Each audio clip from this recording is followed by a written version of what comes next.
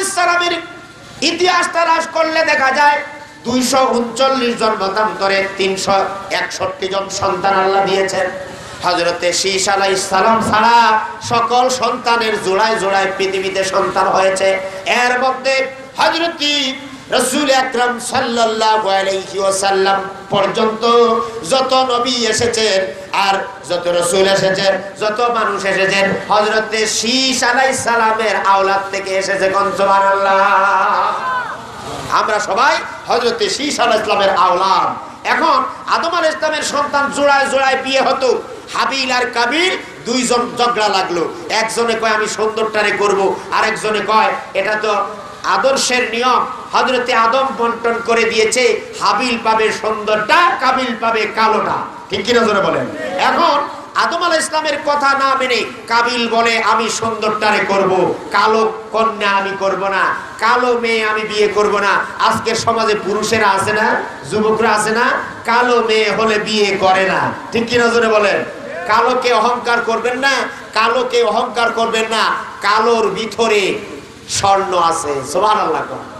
জোরে কম সুবহানাল্লাহ। আমার ভাইয়েরা, আমি যখন বক্তৃতা দেই তখন একটা বক্তৃতা দিতে আরেকটা এসে ঢুকে যায়। কোথা থেকে ঢুকে যায় এটা আমি জানি না।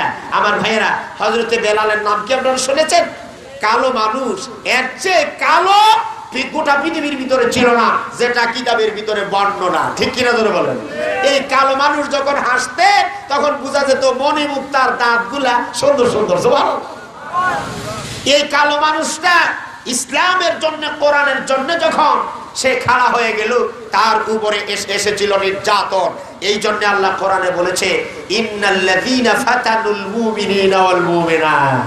ঠিক কিনা ধরে কর সুম্মা লাম ইয়াতুবু, যারা নাকি মুমিন নরনারীকে শাস্তি দিয়েছে এবং অপরাধ করেছে আর এটার থেকে তওবা করে নাই, তাদের জন্য জাহান্নামে আল্লাহ পাক জায়গা করে রেখেছেন। ঠিক কিনা জোরে বলেন। আমার ভাইয়েরা, তাদের কোনো দোষ ছিল না। ওমা নাকাবু মিনহুম ইল্লা আন ইউমিনু বিল্লাহিল আজিজিল হামিদ। হযরতে বেলাল রাদিয়াল্লাহু তাআলা আনহু তিনি বিশ্বাস করেছেন আল্লাহর উপরে, রাসূলের উপরে। ঠিক না জোরে বলেন। এখন এই যে কালো মানুষটা পরিশ্রম করেছে, আমরা শেষে এটা বোঝার চেষ্টা করব। এই ইসলামের জন্য, কোরআনের জন্য হযরতে বেলাল 1 সেকেন্ডের জন্য নির্যাতিত হওয়ার পরে ঈমান হারা হন না। ঠিক কিনা? এখন হাবিল আর কাবিল দুইজন ঝগড়া লাগলো। আদম আলাইহিস সালাম ছিলেন হজে, হজ থেকে এসে ফিরে দেখেন দুইজনে ঝগড়া লেগেছে। আদম বলে দুইজনে কুরবানি করো।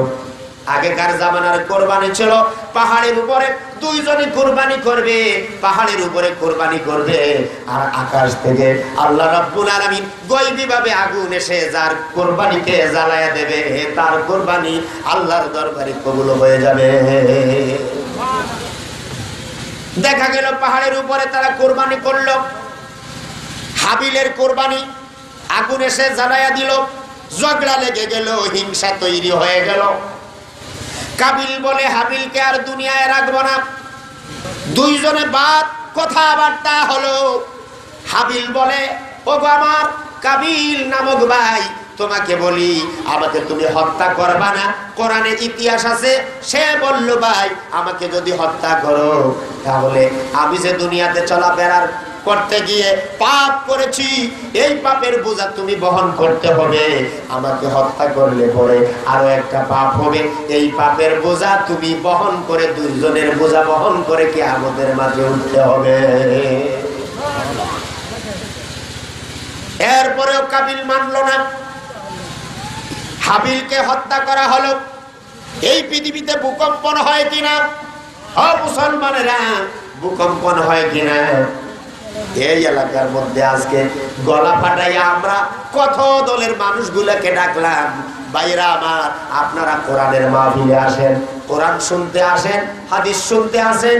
মাওলানারা এসেছে এখানে, আর আগামীকাল এখানে কোরআন কেউ শোনাবে না, ডাকলেও এখানে কোনো মানুষ আর আসবে না। ঠিক কিনা ধরে বলেন? আগামীকাল মাঠটা খালি থাকবে। এত কাকুতি মিনতি করে আমরা এলাকার মানুষগুলিকে ডাকলাম, কিন্তু আমার ভাইয়েরা, এখন যদি আল্লাহর পক্ষ থেকে ভূকম্পন সৃষ্টি হয়, বলেন তো সকল মানুষেরা অজান্তেই সবাই মাহফিলে প্যান্ডেলের ভিতরে এসে আল্লাহর আওয়াজ ছাড়া আর কোনো আওয়াজ আপনার মুখে দিয়ে বেরোবে না, ঠিক কি না? এখন আপনি আওয়ামী লীগ করেন, বিএনপি করেন, জাসদ করেন, তালামিজ করেন, শিবির করেন, জামাত করেন, হিন্দু, বৌদ্ধ, খ্রিস্টান, ইয়াহুদি, নাসারা, এই ধরনের যে কোনো দল আপনি করেন না কেন, যে কোনো ধর্ম পালন করেন না কেন, আল্লাহর পক্ষ থেকে যদি গজব নাজিল হয়ে যায়, ভূকম্পন হয়, তখন সকলে এক বাক্যে বলবে, আল্লাহ গো তুমি আমারে বাঁচাও। ঠিক কিনা? জোরে কন, জোরে কন, ঠিক কিনা? আমরা একদিন নৌকাতে উঠলাম, নৌকাতে উঠার পরে এমন বাতাস আসলো, এই বাতাসে বোঝা যায় নৌকাটা একেবারে ডুবে যাবে, ডুবে যাবে।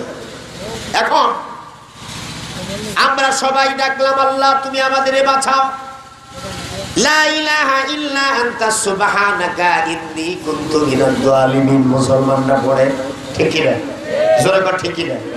এখন হিন্দু ব্যক্তি দেখি কয় লা ইলাহা ইল্লাল্লাহ মুহাম্মাদুর রাসূলুল্লাহ, বুঝছেন নি কথা?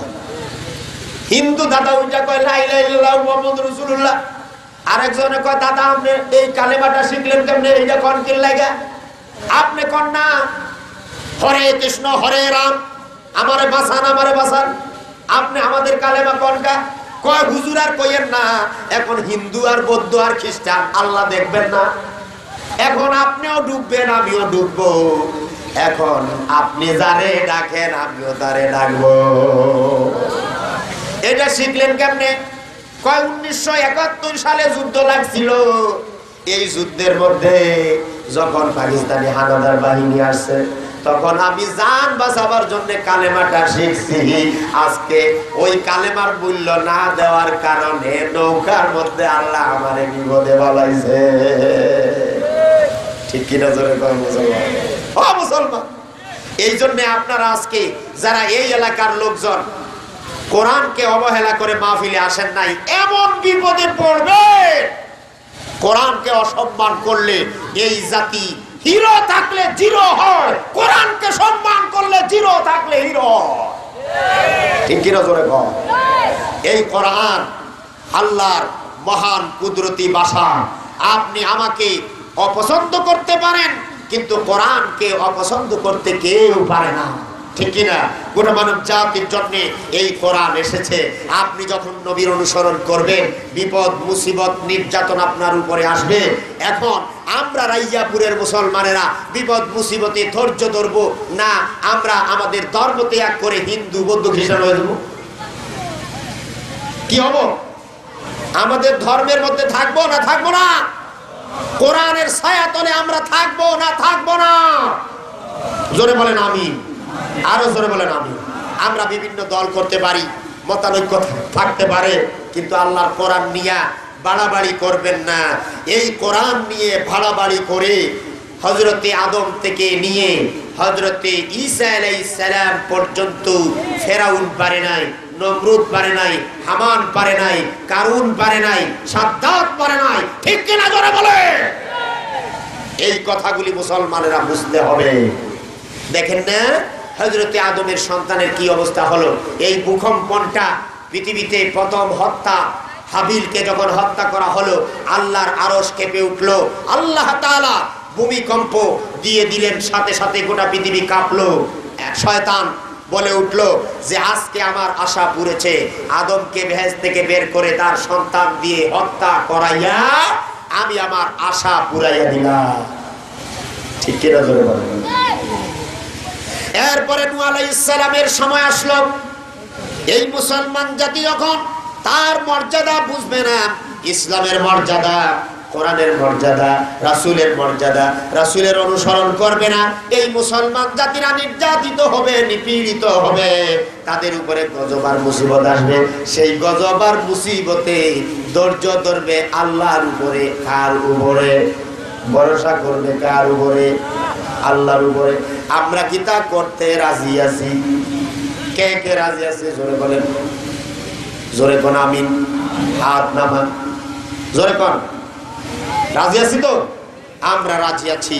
ধৈর্য এবং নির্যাতনের স্টিম রুলার যদি আমাদের উপরে আসে, তাহলে আমরা একটা নামই নেব, যার নাম আল্লাহ। আর যিনি আমাদের নবী, বিশ্ব নবী মুহাম্মদ রাসূলুল্লাহ, সবাই পড়ি সাল্লাল্লাহু আলাইহি সাল্লাম, তার অনুসরণ করব। জোরে বলেন আমিন। আবু জেহেল, উতবা, সাইবা, আবু লাহাব, মুগীরা, আবু সুফিয়ান, তারা যখন রাসূলকে নির্যাতন করতে চেয়েছে, রাসূলুল্লাহ ভয় পাইয়া ইসলাম ত্যাগ করেছেন? জোরে কোন করেছেন? করেন নাই। তাহলে মুসলমানরা আজ নির্যাতিত, নিপীড়িত, প্রতিটা দেশে দেশে নির্যাতিত এই মুসলমানরা, বোঝা যায় তাদের শরীরে আজকে প্যারালাইসিস হয়ে গেছে। ঠিক কিনা জোরে বলেন? আপনি দেখবেন এই এমন একটা রোগ, এই প্যারালাইস এমন একটা রোগ, আপনার হাত আছে, পাও আছে, কান আছে, চোখ আছে, বডি আছে, কিন্তু রোগটাকে দেখা যায় না। হাত এখানে আছে, নাড়াতে পারবেন না। ঠিক কিনা ধরে? এই মুসলমান আজ প্যারালাইসিসের মতো মুসলমানদের রোগ হয়ে গেছে। এর জন্য এই যে নির্যাতন, নিপীড়ন হয়, আমাদের কোনো দোষ নাই। ওমা নাকামু মিনহুম ইল্লা আন ইউমিনু বিল্লাহিল আজিজিল হামিদ। আমাদের একটাই দোষ যে আমরা কোরআন দিয়া কথা বলি। ঠিক কিনা জোরে বলেন? আমাদের একটাই দোষ, আমাদেরকে কেউ দেখতে পারে না, হাদিস দিয়া কথা বলি। আমাদের একটাই দোষ, আমরা সঠিক কথা বলি। আমাদের একটাই দোষ, আমরা মিথ্যা কথা বলি না। আমাদের একটাই দোষ, সত্য বিচার করি। আমাদের একটাই দোষ, ভালো কথা বলি। আমাদের একটাই দোষ, অসহায়কে সহায়তা দেই। আমাদের একটাই দোষ, এতিমদেরকে সহযোগিতা করি, মিসকিনদের খেতে দেই। এই সমস্ত দায়িত্ব রাসূলের ছিল। আমরা আজকে রাসূল নাই, যারা আলেমরা ওয়ারাসাতুল আম্বিয়া, তারা সেই দায়িত্ব পালন করে। এই দায়িত্ব পালন করতে গিয়ে ওয়ারাসাতুল আম্বিয়ার উপরে যত নির্যাতন আসে, সেটা আমরা বুঝেছি, যেটা নবীদের উপরে এই নির্যাতন এসেছিল। জনগণ ঠিক কিনা? হযরত নূহ আলাইহিস সালাম দাওয়াত দিতে এলেন, কাফের বেঈমানেরা তারে আটকায়া দিল, মাথায় আঘাত করলো, তিনি বেহুশ হয়ে পড়ে গেলেন। আবার হুশ এলো, তারা আবার আঘাত করলো, বেহুশ হয়ে পড়ে গেলেন। আবার আঘাত করলো, আবার নূহ আলাইহিস সালাম বেহুশ হয়ে পড়ে গেলেন। আল্লাহ রাব্বুল আলামিনের কাছে বললেন, আল্লাহ গো, আমার জাতিরা বুঝে না, আমি আমার ছেলেকে বুঝাতে পারি না। হযরত আদম আলাইহিস সালাম বললেন, ও আমার পুত্র কেনান, তুমি বিশ্বাস করো, পড়ো লা ইলাহা ইল্লাল্লাহু নূহু নাবিয়ুল্লাহ। তখন তার ছেলে কেনান বলল, আমি এটা পড়বো না, কারণ আমি অনেক লম্বা আছি। যখন কিয়ামত হবে, যখন লন্ডভন্ড হবে দুনিয়া, আমি লম্বা আছি, সাগরের মধ্যখানে দাঁড়ালে আমার হাঁটু পানি হবে, আমার ভয় নাই। আমার ভাইয়েরা, নূহ আলাইহিস সালাম আল্লাহর দরবারে বললেন, আল্লাহ গো, আমাকে সাহায্য করো। আল্লাহ বললেন, নূহ, তুমি তোমার জাতিকে বলে দাও যে প্লাবন আসবে। নূহ আলাইহিস সালাম সংবাদ পৌঁছায়া দিল, প্লাবন আসবে। ওই জাতিরা অস্বীকার করলো, যারা বিশ্বাস করলো নূহ আলাইহিস সালামের প্রতি 40 জন মতান্তরে 80 জন লোক ছাড়া আর কোন মুসলমান হয় নাই। হযরত নূহ আলাইহিস সালাম আল্লাহ রাব্বুল আলামিনের কাছে বললেন, প্লাবন আসলে আমি কি করব? আল্লাহ পাক বললেন, নূহ রে, তুমি কিস্তি বানাও। কিস্তি বানানো হলো। কিস্তি বানানো দেখে এই সমাজের কাফেরেরা বলল, নূহ তো প্লাবন থেকে বাঁচার জন্য একটা কাজ করলো, এই মুসলমানকে আগাইয়া যেতে দেওয়া হবে না, এরে আটকাইয়া দাও। এই জন্য একটা ফর্মুলা অঙ্কন করা হলো। এলাকার সব যুবককে বলা হলো, যুবতীদেরকে বলা হলো, মুরব্বীদেরকে বলা হলো। শয়তান পরামর্শ দেয়া বলল, নূহের কিস্তিতে সবাই পায়খানা করো। পায়খানা শুরু হয়ে গেল, লাইন ধরে পায়খানা করতেছে। এক অন্ধ লোক ছিল এলাকায়। এগুলি ইতিহাসের ভিতরে লেখা আছে না নাই? জোরে কোন আছে না নাই? পায়খানা শুরু করলো, কিস্তি পড়ে গেল। নূহ আলাইহিস সালাম আবার আল্লাহর কাছে বললেন, আল্লাহ গো, কিস্তি তো পায়খানায় পড়ে গেল, এখন আমি কিভাবে আমার কমকে বাঁচাবো? প্লাবনের সময় তো এসে গেছে। আল্লাহ পাক বলেন, নূহ রে, একটু সবুর করো। যারা পাপ করে, এই পাপের শাস্তি ওই ব্যক্তি নিজের উপরে বর্তায়। ঠিক কিনা ধরে কর? পাপের শাস্তি যেই ব্যক্তি করে, সেই ব্যক্তি শাস্তি ভোগ করে না, করে না? জোরে কর, ঠিক কিনা? নূহ আলাইহিস সালামকে বলা হলো, একটু ধৈর্য ধরো। নূহ আলাইহিস সালাম ধৈর্য ধরলেন। এই জন্য তাকে নাবিউল্লাহ বলা হয়। নূহ নাবিউল্লাহ। সুবহানাল্লাহ। ধৈর্য ধরার পরে লাইন ধরে যখন তারা পায়খানা করলো, কিস্তি পড়ে গেল। এলাকায় একটা অন্ধ লোক ছিল। ওই অন্ধ লোক যারা লাইন ধরে যাতায়াত করতেছে তাদের পায়ের শব্দ পাইয়া কয়, ভাই আপনারা কই যান? কয় নুয়ের কিস্তিতে পায়খানা করতে যাই। কয় ভাই আমারও পায়খানা ধরছে, আমারে নিয়ে আনেন। দুইজনে হাতে ধরে তারে নিয়ে আনিল, কিস্তিতে বসাইয়া দিল। আল্লাহর কুদরতে হাতটা ছুটে গিয়া ওই অন্ধ লোকটা কিস্তির ভিতরে পড়ে গেল। কিস্তিতে যখন পড়ে গেল, হাবুডুবু খায়, খালি পায়খানা খায়। কি খায় এখন? যারা পাপ করে তারা কিন্তু কিয়ামতের দিনে আল্লাহ তাদের পায়খানা খাওয়াবেন। জোরে কোন নাউজুবিল্লাহ। এই জন্য পাপ করবেন না, হিংসা করবেন না, নিন্দা করবেন না, চুগলখুরি করবেন না, মাস্তানি করবেন না, জিদ করবেন না, কবিরা গুনাহ করবেন না। কিয়ামতের ময়দানে আপনি পাপের ভিতরে নিমজ্জিত হয়ে আল্লাহ জাহান্নামের ভিতরে আপনাকে প্রবেশ করায় দিবেন। এই জন্য কলিজার ভিতরে ভয় রাখতে হবে, নবীর অনুসরণ করতে হবে। অনুসরণ করলে নির্যাতন আসলে আপনি সহজে জান্নাতে যেতে পারবেন। যখন ওই লোকটা পায়খানার ভিতরে পড়ে গেল, হাবুডুবু খাইয়া পায়খানা খাইয়া পেট পুরাই হঠাৎ করে উপরের দিকে তাকায়, এখন থেকে বল্টু মিয়া সল্টু মিয়া দাঁড়ায় আছে। কয় এই মেয়ারা তোমরা তো দুইজন দাঁড়ায় আছো। কয় এই তুই তো একটু আগে অন্ধ ছিলে, এখন তুই দেখোস কেমনে? কয় ভাই পায়খানার ভিতরে পড়েছি, এখান থেকে ওইটা দেখি তুমি বল্টু মিয়া সল্টু মিয়া দাঁড়ায় আছো। কয় দেখি আমি, একজন এইদিকে আরেকজন ওইদিকে, দুইজন, একজন এখানে দাঁড়ায় আছে, ও ওইদিকে গেল, ও এইদিকে আসলো। কয় তোমরা দুইজন, একজন আরেক জায়গা থেকে আরেক জায়গায় গেছো, এটা আমি দেখতেছি। কয় সত্যই তো, এত চক্ষুষ্মান হয়ে গেছে, দেখতেছে। কয় কি জন্য হয়েছ? এখন অন্ধ লোকের জ্ঞান বেশি থাকে না, থাকে না? ধরে কয় অন্ধ ব্যক্তির জ্ঞান আছে না নাই? জবাব দেয় না কা মুসলমান? অন্ধের জ্ঞান আছে না নাই? কিভাবে আছে কন তো? আর আন্দা মগর গন্তা কা পুরা হে, এমনি বেটা চোখে দেখে না। আপনি যদি 5 টাকা দেন, 10 টাকা দেন, 500 টাকা দেন, 1000 টাকা দেন, হাতাই হাতাই বলবে এই বেটা তুই তো আমারে 5 টাকা দিছ।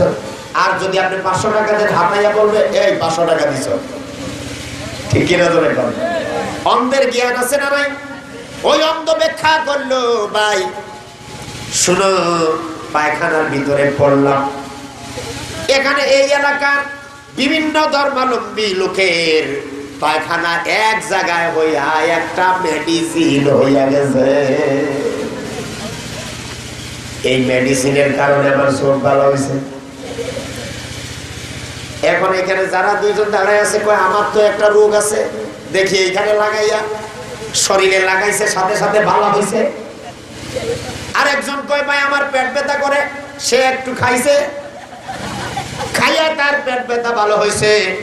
এখন আল্লাহ বলেন নুহুরে দেখো তারা পাপ করেছে, পাপের শাস্তি তারা ভোগ করবে। এই জন্য আল্লাহ বলেন যারা নাকি পাপ করবে, মুসলমানদেরকে শাস্তি দেবে, তাদেরকে আল্লাহ পাক জাহান্নামের ভিতরে ঢুকাইয়া দিবে। ঠিক কিনা ধরে বলেন? দুনিয়ার শাস্তি হলো নূহের কওমেরা পায়খানা খেলো। এখন পায়খানা খাইয়া খাইয়া আস্তে আস্তে মানুষেরা পায়খানা নিতে নিতে কিস্তি শেষ। দূর দূরান্ত থেকে লোকজন খবর পাইয়া আসছে, আইসা দেখে এলাকার লোকেরাই পায়খানা খাইয়া শেষ। দূরের লোকেরা আইসা কয় ভাই পায়খানার খবর পাইয়া আসছিলাম যে এটা নাকি মেডিসিন হয়েছে, এখন পায়খানা কই? কয় ভাই আমাদের পায়খানা আমরাই খাইছি, এখন তোমরা পারলে দুইয়া দেইয়া পরিষ্কার করে নাও। এখন তারা দুইয়া দেইয়া পরিষ্কার করে কলস, জগ, মগ এইগুলিতে করে নিয়ে গেছে। নূহ আলাইহিস সালামকে আল্লাহ বলেন নুহুরে কিস্তি পরিষ্কার হয়েছে, তোর মানুষগুলো তো। সুবহানাল্লাহ। প্লাবন শুরু হয়ে গেল, সারা পৃথিবী লন্ডভন্ড হয়ে গেল। নূহ আলাইহিস সালামের কিস্তি বাঁচতে লাগলো। আল্লাহ রাব্বুল আলামিন কিস্তিকে বাসাতে বাসাতে যুদি নামক একটা পাহাড়ে এসে কিস্তিটা লেগে গেল।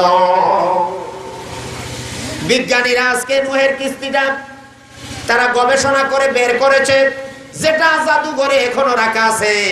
জোরে বলেন আমিন, জোরে বলেন আমিন। বিজ্ঞানীরা আবিষ্কার করেছে। এরপরে নূহ আলাইহিস সালামের পরে যে আদম এসেছিল, নূহ আলাইহিস সালাম সানি আদম। এরপরে আমাদের জাতির পিতার নাম কি? জোরে বলেন, জোরে বলেন। মুসলমানদের আমাদের জাতির পিতার নাম হলো হযরত ইব্রাহিম আলাইহিস সালাম। এখন আপনি যে কোন দল করেন না কেন, মুসলমানের জাতির পিতার নাম হলো ইব্রাহিম আলাইহিস সালাম। যেহেতু আমার নবী, আপনার নবী, বিশ্ব নবী, সরওয়ারে কায়নাত, তাজদারে মদিনা, আশরাফুল আম্বিয়া, শাফাআতের কান্ডারি মুহাম্মদ রাসূলুল্লাহ বলেছেন, আমি হলাম ইব্রাহিমের ধর্মের অনুসারী। ইব্রাহিম যেই ধর্মের দাওয়াত দিয়েছেন, বিশ্ব নবী সেই ধর্মের দাওয়াত দিয়েছেন। ইব্রাহিম আলাইহিস সালাম দুইটা দাওয়াত নিয়ে এসেছেন, তাওহীদ আর রিসালাত। আর মুহাম্মদ রাসূলুল্লাহ তাওহীদের রিসালাত আখিরাত। তিনি পরিপূর্ণ দাওয়াত নিয়ে পৃথিবীতে আসতে পারেন নাই, তিনি পরিপূর্ণ দাওয়াত নিয়ে আসতে পারেন নাই, কিন্তু বিশ্ব নবী পরিপূর্ণ দাওয়াত নিয়ে পৃথিবীতে এসেছেন, কিন্তু ইব্রাহিমের অনুসারী ছিল। সুবহানাল্লাহ। এই জন্য আল্লাহ রাব্বুল আলামিন ইব্রাহিমকে দায়িত্ব দিয়েছেন। ইব্রাহিম আলাইহিস সালাতু ওয়াস সালাম তার নবুয়তি পাওয়ার পরে তিনি দায়িত্ব পালন করলেন। তার কওমেরা তার উপরে নির্যাতন করেছে না করে নাই? জোরে কোন করেছে না করে নাই? ইব্রাহিম আলাইহিস সালাম বলেন, ইয়া আবাতি ইন্নী কাদ জাআনি মিনাল ইলমি মা লাম ইয়াতিকা ফাত্তাবি'নি আহদিকা সিরাতান সাবিয়্যা। হে আমার পিতা, আমার কাছে যে জ্ঞান এসেছে যা তোমার কাছে আসে নাই, ফাত্তাবি'নি। এই দেখেন, আপনি রাসূলের অনুসরণ করবেন। এখানে ইব্রাহিম আলাইহিস সালাম তার পিতাকে কোরআনের দাওয়াত দিচ্ছেন, ইসলামের দাওয়াত দিচ্ছেন, আর বলছেন, বাবাজান আপনি গুমরাহির রাস্তায় আছেন, আমার কাছে জ্ঞান এসেছে, ফাত্তাবি'নি, আপনি আমার অনুসরণ করেন। আহদিকা সিরাতান সাবিয়্যা, সোজা রাস্তা আল্লাহ পাক আপনাকে দেখায়া দিবে। সুবহানাল্লাহ। যত নবীরা দাওয়াত দিয়েছেন বলেছেন ফাত্তাবি'নি। সুবহানাল্লাহ। সব নবীরা বলেছেন তার উম্মতকে তার নবীদের অনুসরণ করার জন্য। ঠিক কিনা জোরে বলেন? ইব্রাহিম আলাইহিস সালাতু ওয়াস সালাম যখন এই কথা বললেন, তখন ইব্রাহিম আলাইহিস সালাতু ওয়াস সালামকে তার বাপ রাজার কাছে খবর দিল, আমার ছেলে তো গুমরাহ হয়ে গেছে। ইব্রাহিম আলাইহিস সালাতু ওয়াস সালাম আরবের সমাজে একটা মেলা হতো, তার পিতা মেলাতেই দেবতা বেচার জন্য, বিক্রি করার জন্য তিনি মেলাতে গেলেন। আর এই ফাঁকে ইব্রাহিম আলাইহিস সালাম কাবা শরীফের ভিতরে ঢুকলেন। 360টা মূর্তি ছিল কাবা শরীফের ভিতরে। তিনি ঢুকার পরে একটা একটা করে 360টা মূর্তিকে ভেঙে ফেলে দিয়া, হাতে একটা কলা ছিল, কলা তো কেউ খায় না, শেষ পর্যন্ত তিনি কলাটা রাখলেন আর কুড়াল হাতে নিয়ে বড় মূর্তির গলার মধ্যে ঝুলাইয়া তিনি সুন্দর করে বাড়িতে এসে ঘুমায়া থাকলেন। সুবহানাল্লাহ। যখন মেলা থেকে, সেই আরবের সমাজের একটা প্রচলন ছিল, সেই যুগে মেলাতে যাইবার সময় দেবতারে সেজদা দিয়া যাইতো। আবার যখন মেলা থেকে ফিরে আসতো তখন দেবতাকে সেজদা দিয়া তারপরে বাড়িতে যেত। এই অবস্থা যখন ছিল, যখন ইব্রাহিমের পিতা এসে দেখলেন দেবতার অবস্থা খুব খারাপ, কাবা শরীফের ভিতরে দুইটা কয়, হায় ভগবান, কে করলো এই কাম? ঠিক কি না কর? বলল, ইব্রাহিমকে বলেছিলাম আমার সাথে যাওয়ার জন্য, সে যায় নাই, ইব্রাহিম এই কাজ করেছে। ইব্রাহিম আলাইহিস সালাতু ওয়াস সালাম বললেন যে আমি হযরত ইব্রাহিমকে যখন জিজ্ঞাসা করা হলো, তুমি কি এই কাজ করেছো নাকি? কয়, ইন্নী সাকিম, আমি অসুস্থ, এখন কথা বলতে পারবো না। সুবহানাল্লাহ। জোরে করে সুবহানাল্লাহ।